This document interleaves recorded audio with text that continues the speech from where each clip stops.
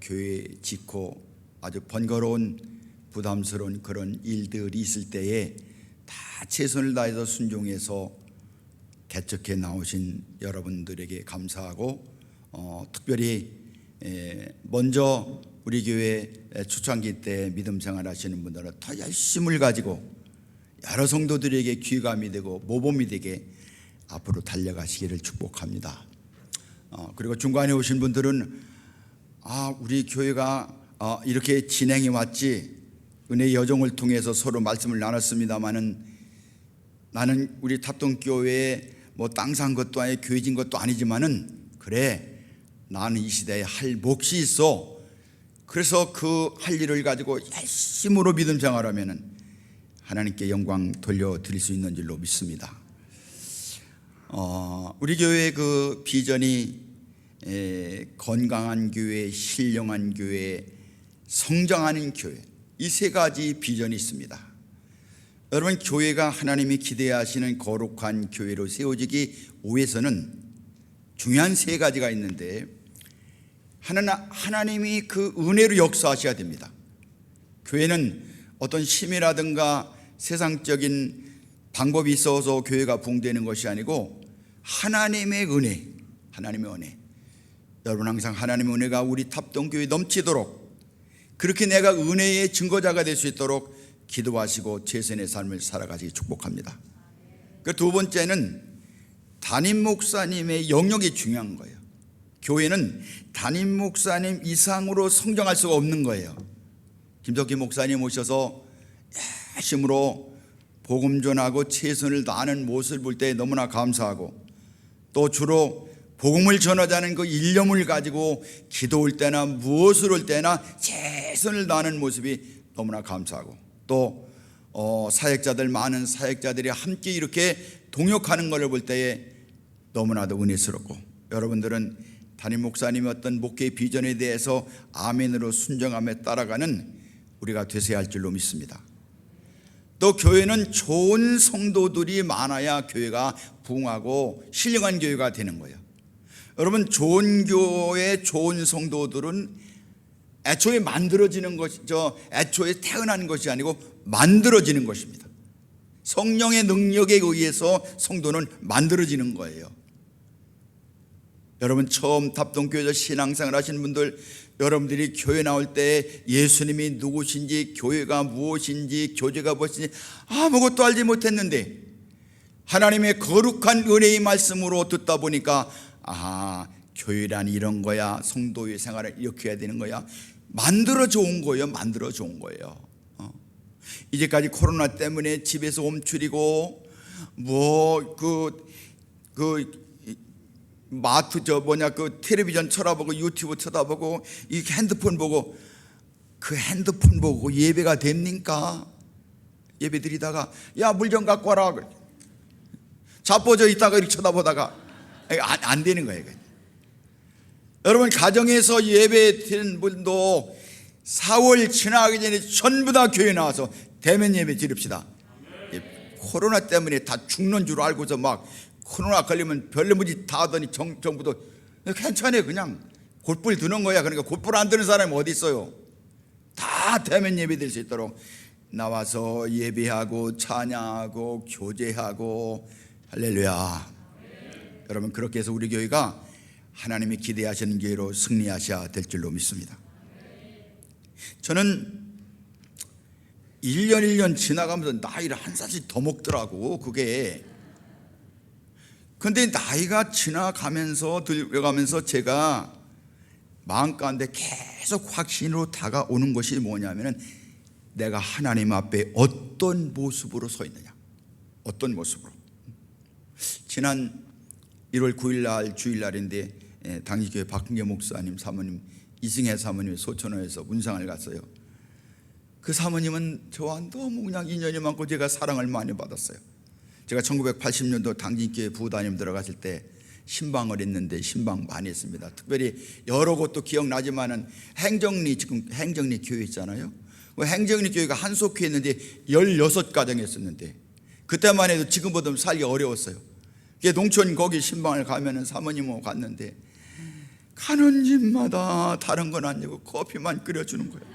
약간 쓴 거, 달 거 다 주는데 그날 16가정 신방했는데 12잔 먹었어요. 왜냐면 안 먹으면 안 되잖아요. 저녁에 진짜 잠이 안 와서 얼마나 힘든.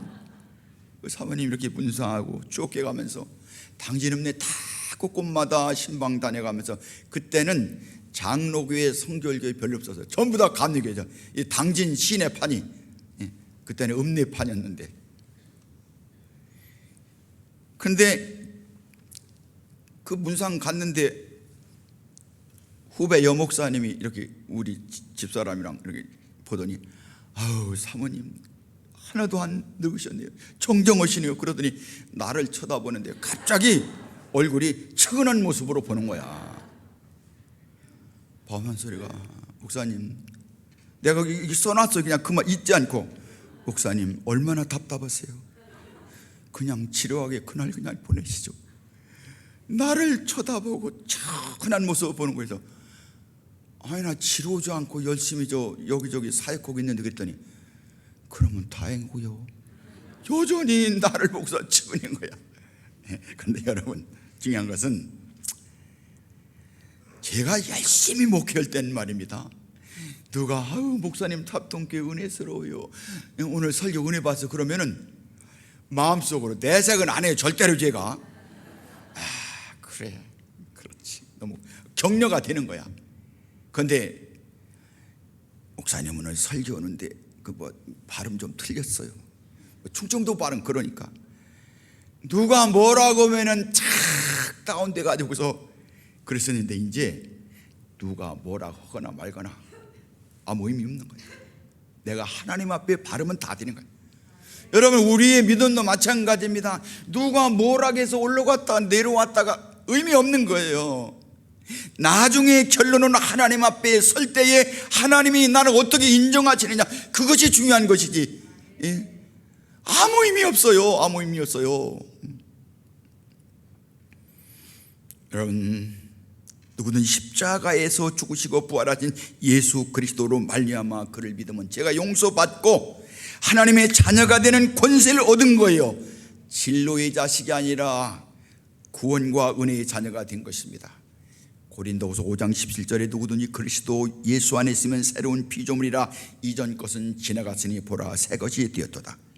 예수 믿고 새로운 존재가 되었다는 것, 우리의 소속과 신분이 전혀 달라졌다는 것, 비록 우리가 세상이라고 하는 곳에 살아가지만은, 터전상고 살아가지만은 우리는 하나님의 자녀로 이 땅에서 그분의 자녀로 나라와 권세와 시민권을 가지고 살고 있다는 것, 그리고 그리스도인들은 자기가 누구인지, 어떤 목적과 사명을 지녔는지, 공동체의 구성원으로서 어떤 자세로 세상을 살아가는 존재인지를 바로 알아야 된다는 거예요. 바로 알아야 된다는 거예요. 세상을 살아가면서 만나는 수많은 일들 속에서 여러분, 내가 어떤 사람이다, 내가 누구다, 그거를 바로 알지 않으면 안 되는 거예요. 저는 은퇴하고 난 다음에 하나님이 정말 은혜와 복을 주셔서 좀 부족했던 것을 감당하겠는데, 유곡교회에서 매월 첫 주일은 새벽, 주일 낮, 오후 예배까지 다 이렇게 예배를 인도해달라, 5년 동안만 해달라. 자기가 5년 있으면 되니까.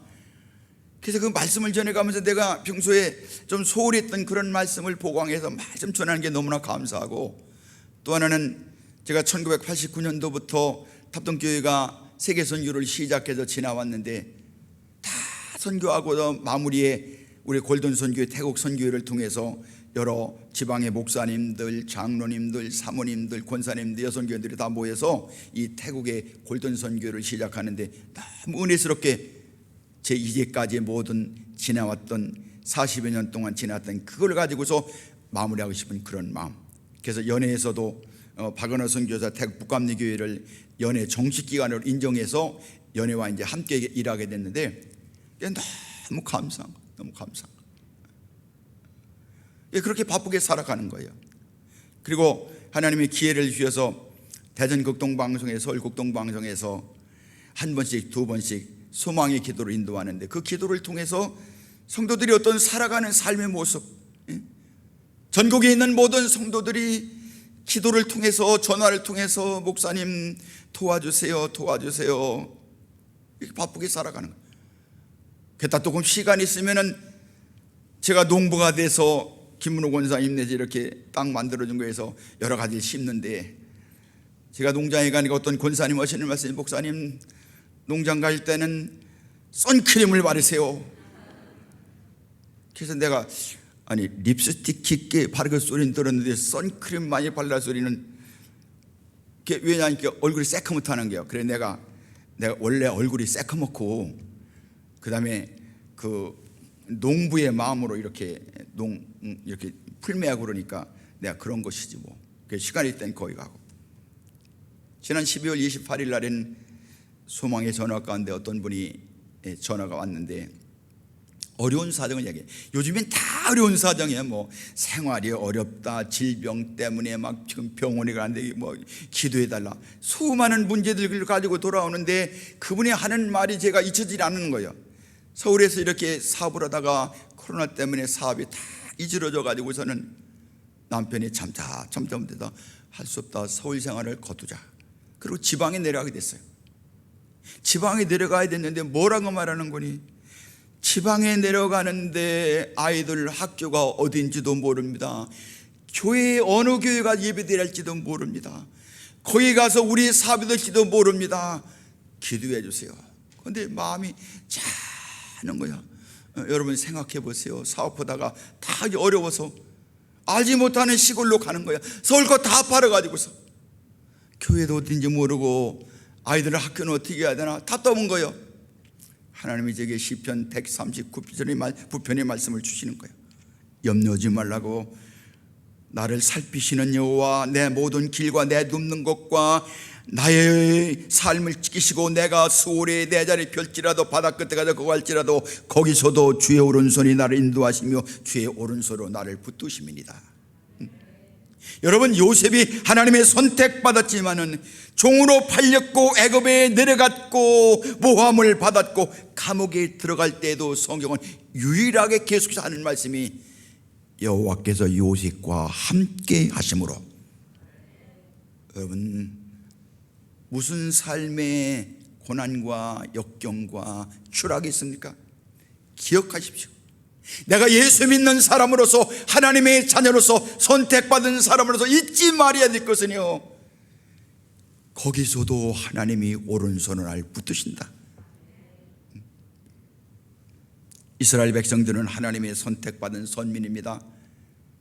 창세기 12장 1절 말씀이 내가 너로, 2절 말씀이 큰 민족이 이루고 내게 복을 주고 네 이름을 창대케 하리라. 애굽에 종살이할 때 하나님께서 이스라엘을 붙드셔서 하시는 말씀이 너희가 내게 대하여 제사장 나라가 되며 거룩한 백성이 되리라. 이 말을 이스라엘 자손에게 전할지니라. 이스라엘 백성들은 고난 가운데 있었지만은 품어야 될 말씀이 선택받은 사람이야, 하나님의 사람이야, 정체성을 잊지 말라는 거예요. 그러나 이스라엘 백성들은 생활해 가면서 여러 가지 고난이 닥칠 때마다 마구 흔들리는 거예요. 정체성이 흔들리는 거예요. 그러다 보니까 바벨론 70년에 포로 잡혀가게 되었습니다. 그러나 하나님은 거기서도 이스라엘 붙잡는 거예요. 이사야 43장 1절 말씀의 4절에 너는 두려워하지 말라, 내가 너를 구속하였고 내가 너를 지명하여 불렀나니 이는 너는 내 것이라. 중약하고 네가 내 눈에 보배롭고 존귀하여 내가 너를 사랑하였은즉. 어느 때나 내가 너를 사랑하였은즉. 내가 어떤 자리 어떤 상황에 있는 건 문제가 되지 않아. 하나님은 변하지 않아. 환경은 변하지만은, 나는 변하지만은 변하지 않는 거야. 예수님과 예수님의 모든 사도들이 계속해서 정체성이 무엇인지 전하는 것입니다. 우리가 예수님을 구주와 주인으로 영접하기 시작했을 때 하나님의 자녀가 되었고 부활과 영생을 얻게 된 것을 선포하는 것이에요. 요한복음 1장 12절 말씀에 영접하는 자 곧 그 이름을 믿는 자들에게는 하나님의 자녀가 되는 권세를 주셨으니. 여러분, 그럼에도 불구하고 우리가 세상을 살아가면서 닥치는 일들이, 특별히 여러분 소아시아 그 초대교회 성도들에게는 도전이 많았어요. 예수를 믿었습니다. 십자가를 믿었습니다. 부활을 믿었습니다. 그리고 전했습니다. 주님 말씀대로 순종한 거예요. 그런데 엄청난 시련이 다가오는 거예요. 막 이스라엘에 살지 못하고 디아스포라가 되어 각국으로 흩어졌지요. 가는 곳마다 비평을 받지요. 모함을 받지요. 어려움당하지요. 얘기를 들으니까 같이 신앙사를 친구가 죽었다고 그러지요. 돌에 맞아 죽었다고 그러고 사형당하고 체포됐다고 그러죠. 괴로운 거예요. 초대교회 성도들은 마음 가운데 이게 뭐야 도대체. 우리는 예수님 말씀 따랐잖아. 십자가 전했잖아. 부활 전했잖아. 근데 왜 우리에게 고난이 따르는 거야? 왜 이러는 거야? 막 갈등이 되는 거예요. 누가 하나 알려주는 사람이 없어요. 바로 그때 초대교회 성도들에게 편지 한 통에 전해졌는데 그 편지가 바로 베드로 전서입니다. 예수님과 3년 동안 동행했고 동거했고 고난받지 받았던 그 베드로, 수제자 베드로, 그분이 흩어져 고난받는 모든 성도들이 그 나그네들에게 편지를 쓴 겁니다. 그 편지가 전해져 가면서 초대교회 성도들은 얼마나 마음의 확신과 위로와 격려가 되는지. 왜 그렇습니까? 베드로는 이 편지를 통해서 예수 믿는 사람이 누구라는 거, 예수 믿는 사람이 누구인데 어떻게 살아가야 된다는 걸 말씀하고 있는 거예요. 오늘 9절 말씀이 그랬습니다. 너희는 택하신 족속이요 왕같은 제사장들이요 거룩한 나라의 그의 소유된 백성이니 이는 너희를 어두운 데서 불러내 그의 귀한 빛에 들어가게 하시니가 그의 아름다운 덕을 선포하게 하려 하심이라 그랬습니다.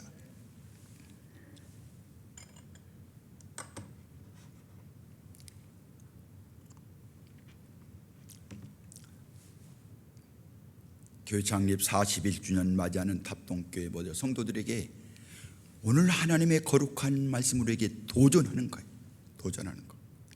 예수님의 베푸신 은혜와 사랑을 자랑하고 전하며 실천하며 예수님이 증인이 되어라. 그분이 어떻게 나를 불러주셨는지를 잊지 말고 나가서 전하라 하는 그런 것입니다.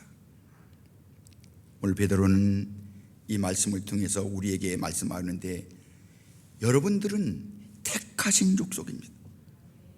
우리는 하나님의 택하심 받은 자다. 우리가 하나님을 선택한 것이 아니고 먼저 하나님께서 많고 많은 사랑 가운데 우리를 택하셨다. 예수를 믿게 된 것도 내가 선택해서 아니고 하나님 우리를 부르시고 예수를 믿도록 인도하신 것이다. 요한복음 15장 16절에 너희가 나를 택한 것이 아니요 내가 너희를 택하여 세웠나니 이는 너희로 가서 열매를 맺게 하고 또 너희가 열매가 항상 있게 하여 내 이름으로 아버지께 무엇을 구하든지 다 받게 하려 함이라 말씀했어요. 여러분, 우리가 선택받았다는 거 그냥 아무개 당신은 윤회관이니까 장관 하네, 그거 이상해요. 그거 이상해요. 여러분, 내가 선택받기까지 하나님은 가장 귀한 독생성자 예수 그리스도를 십자가에 죽이시면서 피를 흘리게 하시고 그 값으로 나를 사신 거예요. 나를 선택하신 거예요. 할렐루야. 얼마나 귀한 것입니까? 가장 소중한 것을 버리면서까지 선택한 그 존재가 나라는 거, 이 하나님의 은혜 가운데 있다는 거, 얼마나 많은 값을 주고 샀냐에 따라 그 물건이 소중한 것처럼 여러분, 자기 아들을 죽이시고 날 선택했다면 내가 얼마나 귀한 사람이야. 생각해보세요. 상상이 안 되는 거 아니에요? 여러분, 우리는 그렇게 선택받은 사람입니다. 하나님께서 세상의 수많은 사람 가운데서 우리같이 보잘것없는 자를 창세전에 택하셔서 하나님의 백성으로 삼아주셨다면, 내가 하나님의 자녀로 선택받은 것이 무슨 자격이나 공로나 그것이 있어서가 아니라 하나님이 주권적으로 이스라엘을 애굽에서 건져내신 것처럼 하나님의 주도권으로 예수 그리스도의 어린 양의 대속의 피로 구원할 수 있고 죄와 사망 가운데 이끌어내서 하나님의 백성으로 삼아주셨다. 사도 바울은 이 하나님의 부르심에 대해서 하신 말씀이 하나님의 기쁘신 뜻 그랬습니다. 에베소 5장 1장 5절 말씀에 그 기쁘신 뜻대로 우리를 예정하사 예수 그리스도로 말미암아 자기의 아들들이 되게 하셨으니, 하나님의 절대 주권과 그 뜻대로 우리를 택하셨다는 것입니다. 여러분, 하나님이 누구십니까? 얼마나 큰 분입니까? 그분이 나를 선택한 거야. 아들을 주고서. 잊지 말라는 겁니다. 오늘 사도 베드로가 초대교회 나그네 갔던 성도들이 하시는 말씀이에요. 두 번째라는 말씀이 왕 같은 제사장이라. 여러분, 제사장은 하나님께 나아가 백성들을 대신해서 제사를 드려가면서 하나님의 율법을 보존하고 해석하고 집행하는 권한을 가진 직분입니다. 제사장이란 말은 라틴어로 다리를 놓는 사람, 이어주는 사람. 구약시대 때는 제사장이 하나님과 인간 사이에 유일한 중보. 제사장이 모든 사람을 대신해서 하나님께 나아갔던 거예요. 이번에 호뚝새 주제가 행복을 잇다 그랬는데, 잇다, 하나님과 인간 사이를 잇기 위해서 제사장에 주는 것처럼 오늘 사도 베드로는 초대교회 고난당하는 성도들에게 하시는 말씀이, 여러분들은요 초라한 게 아니에요. 고난당하는 게 아니에요. 하나님께서 여러분들을 세상에 주관하는 사람들과 하나님과를 잇게 하고 여러분 불러주신 거예요. 여러분, 얼마나 귀중한 직분입니까? 중세 로마 교회는 사제가 미사를 집행하면서 빵과 포도주를 그리스도의 살과 피로 바꾼다고 생각하고 누구든지 사제를 통하지 않고서는 구원이 될 수 없다고 그렇게 가르쳤어요. 그러나 마르틴 루터는 이에 반해서 종교개혁의 중심을 아니다, 오직 믿음이다, 오직 성서다, 오직 은혜다, 그래가면서 만인제사장주의. 그리스도인들은 누구나 하나님께 직접 예배하고 교통할 수 있다는 것입니다. 그리스도인은 그가 성직자이든 아니든 상관없이 누구나 직접 하나님께 나아가서 인간 사이의 중보적인 그 일을 감당하라는 그런 것입니다. 여러분, 제사장은 하나님과 인간 사이의 중보자가 되는 거예요. 오늘 우리에게 사도 베드로는요, 여러분, 고난 받는다고 걱정하지 마세요. 괴로워하지 마세요. 걱정하지 마세요. 여러분들이 고난을 통해서, 괴로움을 통해서 하나님과 저 하나님을 알지 못하는 사람들을 잊게 하려고 여러분들을 불러주신 거예요. 여러분들은 거룩한 제사장이에요. 왕같은 제사장이에요. 이 일 흔들리지 말고 담대함으로 왕같은 그랬으니까 왕은 선포하는 거예요. 백성들에게, 야, 이거 우리 이번에 이런 정책 세우는 게 좋냐 그러냐, 그게 아니에요. 왕은 이유 없어 하란 말이야. 딱 이거는 명령이야. 여러분, 선포는 그런 겁니다. 내가 예수님을 좀 전하고 싶은데 들을래요, 안 들을래요? 아니요, 선포하는 거야. 여러분, 선포할 때에 성령의 역사하는 거예요. 사도 베드로는 그 초대교회 성도들에게 쫄아있지 마, 흔들거리지 마, 벌벌 떨지 마, 담대해, 선포해, 제사장으로 선포해, 할렐루야 말씀하는 거예요. 제사장은 예배자입니다. 영과 진리로 예배하고 뿐만 아니라 신령과 진정으로 뿐만 아니라 사한 제물로 영적 예배를 드리는 거예요. 로마서 12장 1절 말씀이, 그러므로 형제들아, 내가 하나님의 모든 자비하심으로 너희를 권하노니 너희 몸을 하나님이 기뻐하시는 거룩한 사한 제사로 드리라. 이는 너희가 드릴 영적 예배니라. 삶에서 영적 예배를 드리라는 거예요. 삶에서 거룩한 제물이 되기 위해서 늘 자신을 써 복종하면서 죄를 멀리하고 하나님 중심의 삶을 살아야 된다. 우리는 이웃과 나라와 교회를 가슴에 품고 하나님 앞에 나가서 죄를 회개하면서 사람들을 위해서 산 제물, 내가 산 제물이 되어서 하나님 앞에 영광 돌려드리는 그런 덕을 선전하라 말씀하는 거예요. 오늘 또 우리에게 주시는 말씀이 거룩한 나라라고. 거룩한 나라는 악한 세상에서 뒤섞여 살고 있지만 세상에서 구별된 삶을 살아가거라. 하나님의 성령을 쫓아 하나님을 섬기도록 구별된 나라이며 하나님의 일을 위해서 특별하게 구별해놓은 거룩한 백성이라. 우리는 본래 종이었지만은 오늘 본문의 그 10절 말씀에 나와 있는 말씀처럼 우리가 전에는 저주스러운, 우리가 전에는 구차한, 우리가 전에는 이유 없이 아무 의미도 없는 그런 사람이었지만 하나님께 우리를 세워주신 거야. 험한 세상이지만, 구질구질한 세상이지만 그렇게 살지 마. 하나님의 말씀대로 살아가. 죄의 종이었지만 예수 그리스도의 대속의 은총으로 말미암아 죄에서 해방되어 의의 종이 되었으니까 죄가 허물로 얼룩져 있는 우리를 예수 그리스도의 보혈로 씻어주시고 거룩한 백성을 삼아 주셨다. 하나님께 인정받는 성도가 됐다. 레위기 14장 45절에 내가 거룩하니 너희도 거룩하라. 너희도 거룩하라. 우리는 본래 죄의 종이었지만 예수 그리스도의 대속의 은총으로 죄에서 해방된 사람이요, 거룩이라는 말은 분리된다는 말입니다. 세상 속에 살아가지만은, 거주하지만은 이 세상에 속하지 않았기 때문에 세상 속으로 들어가야 하지만은 세상에 완전히 흡수되지 않고 거룩한 빛을 드러내라. 주님이 기대하시는 거예요. 기대하시는 거예요. 세상 문화에 휩쓸리지 말고, 세속에 휩쓸리지 말고, 유혹에 휩쓸리지 말고 하나님의 자녀로 거룩한 삶을 살아가거라 말씀하는 거야. 베드로에게 제발 휩쓸리지 마. 로마 사람이 뭐라고 한다 해도, 고린도 사람이 뭐라고 한다, 휩쓸리지 말아요. 여러분은 거룩한 사람이에요. 거룩하게 지음받았어요. 하나님의 자녀예요. 네 번째 마지막은 하나님의 소유된 백성이라고 그랬습니다. 하나님께서 예수 그리스도의 보혈의 값을 지불하시고 우리를 주님의 소유된 백성으로 삼아 주셨습니다. 에베소 1장 7절 말씀에 우리는 그리스도 안에서 그의 은혜의 풍성함을 따라 그의 피로 말미암아 속량 곧 제사함을 받았느니라. 우리가 마귀의 소유했던 사람이 하나님의 소유가 된 거예요. 여러분, 그 물건이 어떠하면 그 주인이 어떠한가가 다른 거예요. 저기 아르헨티나의 어떤 축구 선수가 이 땀내나는 축구복 하나를 내놨는데 그게 7억이래. 여러분, 아무 축구 옷이나 7억입니까?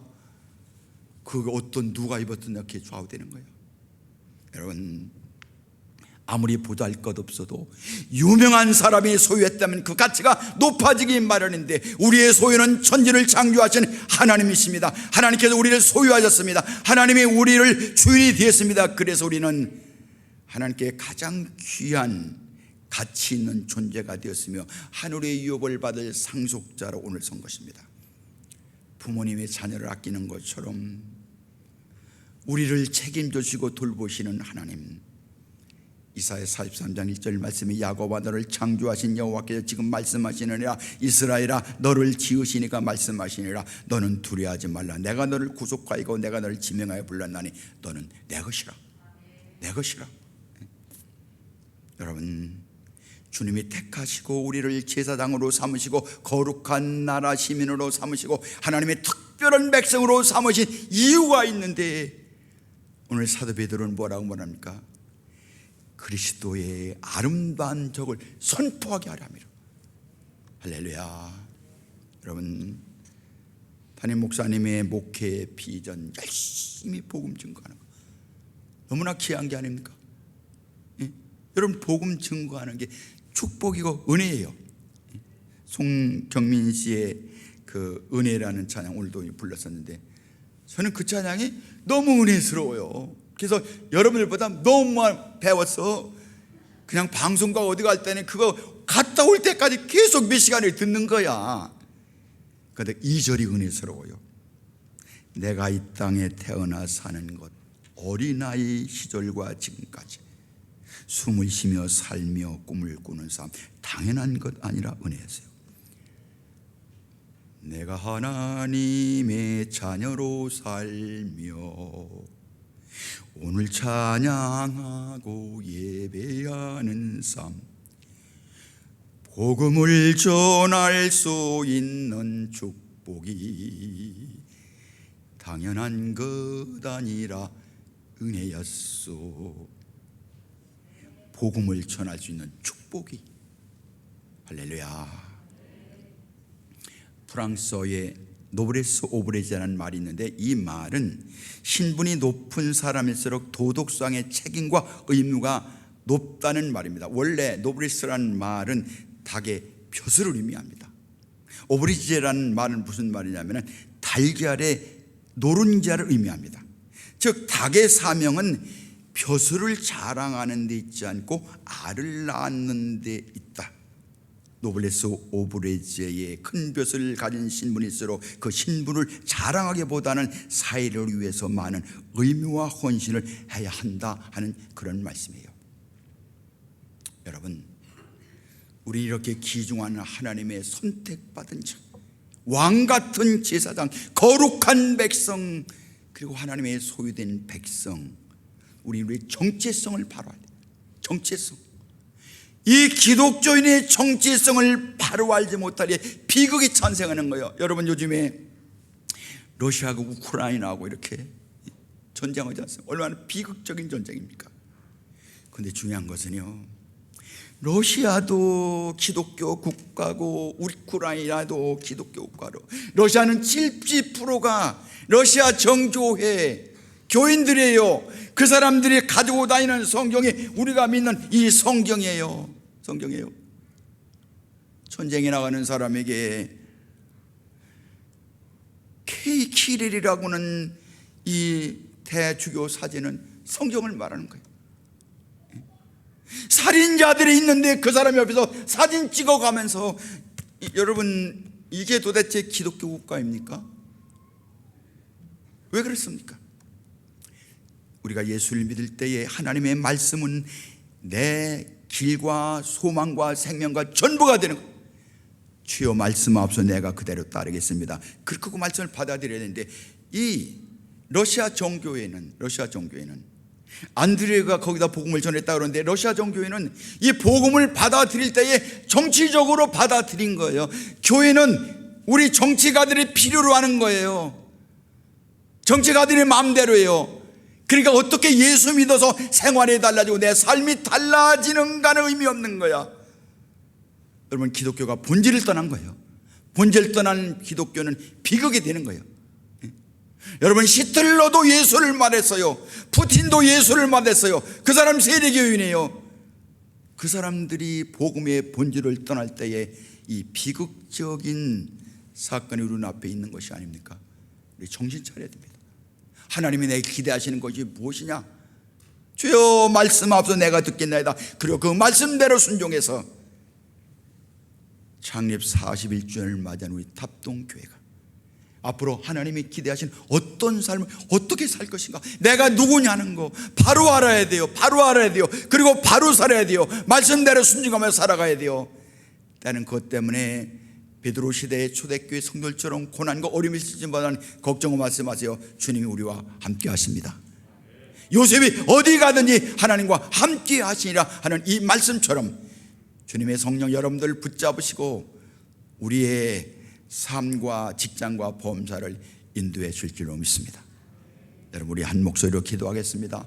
41주년 창립 맞이한 우리 탑동교회, 앞으로 정말 주님이 기대하시는 거룩한 성도로서의 정체성을 바로 살게 하시고 우리 탑동교회 담임 목사님 중심으로 연분연 부흥하는 승리하는 선교의 교회가 되게 해달라고 주여 부르고 기도하겠습니다. 주여, 주여, 주여. 아버지 하나님, 전능하신 하나님 아버지, 연약한 저희들을 불러주시고 하나님의 거룩한 은혜 세우시고 인도하심을 감사합니다. 아버지와 주님이 기대하시는 거룩한 은혜의 삶을 이끌어 주셔서 주님이 기뻐하시는 거룩한 은혜의 삶을 살아가도록 인도하여 주셔서, 너희는 택한 백성이라고, 너희는 왕같은 제사장이라고, 너희는 거룩한 백성이라고, 하나님의 소유된 백성이라고 말씀하여 주셨사오니 주여 이 말씀 아멘으로 순종해 주의 아름다운 덕을 선전해서 하나님 앞에 영광 돌려드리는 모든 성도들이 되게 하여 주시옵소서.